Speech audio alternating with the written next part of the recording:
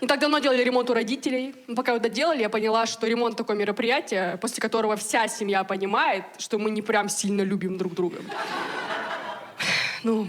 Говорят, ремонт делать долго, мы сделали за 1,5 месяца. Потому что если бы еще на месяц затянули, нам ковер нужен был не для уюта, чтобы кого-то из нас туда завернуть, блядь. Да. Мама еще папе так все объясняет. Типа, персиковые обои, персиковые. Для него персиковые обои, там прям персики должны быть нарисованы. Он тогда поймет это.